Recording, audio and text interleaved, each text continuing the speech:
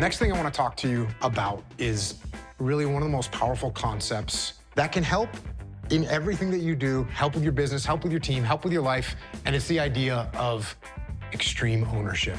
And that is taking ownership of everything that is going on in your world.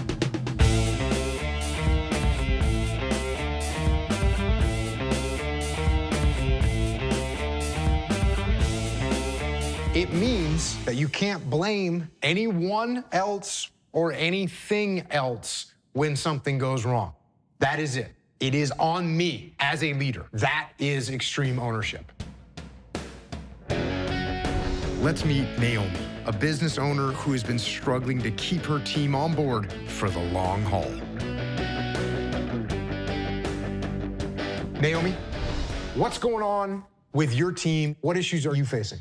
When I have a new hire that I'm bringing onto the team or someone that's been there for 6 months, a year, I feel that there is such high turnover, which is strange to me because I'm used to a little bit more of loyalty and seeing big picture. And what I find is when I'm interviewing people, best behavior, resume looks absolutely fantastic. Then you get into real life, you get into 6 months, 9 months, 12 months, they look at what I've been doing for almost 20 years, they don't understand why they aren't there. It's a huge disconnect. That's when we're running into problems. There's a disconnect. You just said that there's a disconnect. So whose fault is it there's a disconnect? Mine. What do you think you're missing? What do you think you're lacking? I need to be able to balance. If I'm more of a self-starter and they're not, I am not a micromanager. I hesitate to use the word expect because, you know, everyone in their own time. You use the word expect, and I'm gonna use the word expectations.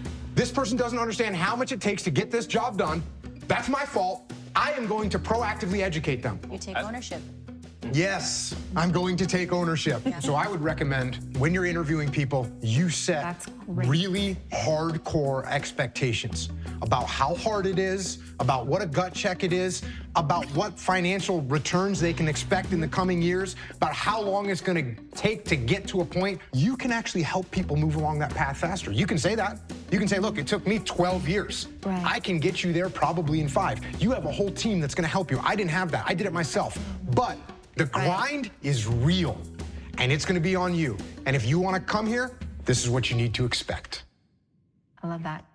So as you bring them up, as you invest in them, you educate them. You educate them in what this journey looked like. You educate them what steps you took. You educate them on the failures that you had. Yeah.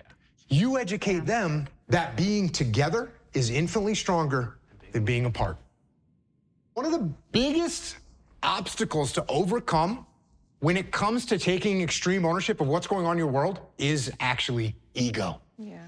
Your ego is defensive, it likes to protect you, it's fragile, it lashes out. I'm not saying you shouldn't have any ego at all. You certainly are gonna have some ego that's driving you to wanna get promoted, to wanna sell more, to wanna build more. There's nothing wrong with that. But when it gets out of control, it becomes a serious problem. You have to think long term.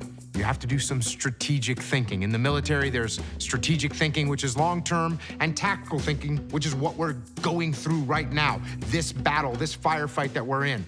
Well, we have to always, in the military, in business, in life, think about the long-term results. So you might make a stand or allow your ego to make a stand right now that you think is a victory, but long-term, strategically, it's a loss. One of the most significant events that has happened to me in my life where I had to step up and take extreme ownership was a friendly fire incident that happened in Iraq.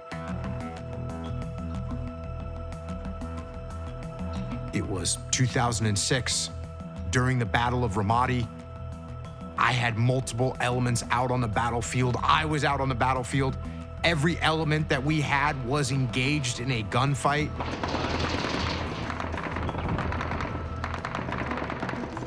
Through a series of mistakes and coincidences, my SEALs got into a gunfight with friendly Iraqi soldiers.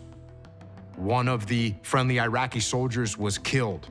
Several of the friendly Iraqi soldiers were wounded. One of my SEALs was wounded. And a friendly fire incident is just the absolute worst thing that can happen on the battlefield. It's bad enough to be wounded or killed by the enemy, but to be wounded or killed by friendly forces is just absolutely awful. There was obviously a lot of scrutiny on what had gone wrong and what had unfolded. My boss at the time immediately reached out to me and said he was flying to my location and he wanted a brief from me to find out exactly what had happened. And as I heard this message, I realized that, of course, they wanted to figure out who to blame. So I started putting together a brief and trying to figure out who I should blame. And there was plenty of mistakes that were made. There was a radio man that didn't pass the information of their new location, elements that didn't coordinate with each other. There was friendly forces that moved into sectors they weren't supposed to move into. And of course, there was a American that had shot a friendly Iraqi soldier without correctly identifying the target. So there was plenty of blame to go around, and I was trying to figure out which one of these individuals I should blame. And then, like a bolt of lightning, it hit me. The reason I felt uncomfortable trying to blame anyone else was because there was only one person to blame, and that person was me.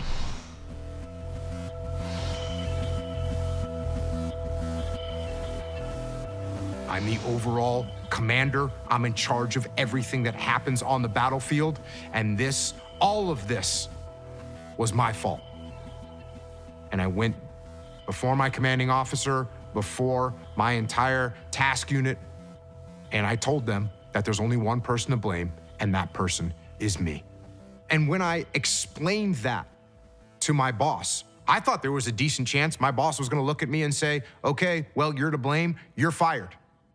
But he actually didn't say that. He realized that since I had taken ownership of what had happened, I would fix the problem and I would prevent it from happening again. And his trust in me actually went up. And it's the same thing with my troops. Instead of me blaming my troops for what had gone wrong, I took ownership. And so they trusted me even more. Next up, the 4 leadership laws adapted from my military career that apply to all leadership scenarios. With business, with life, if one part of the team is doing their job, but the other part isn't, it's not just that part of the team that's not doing their job that fails. Everybody fails.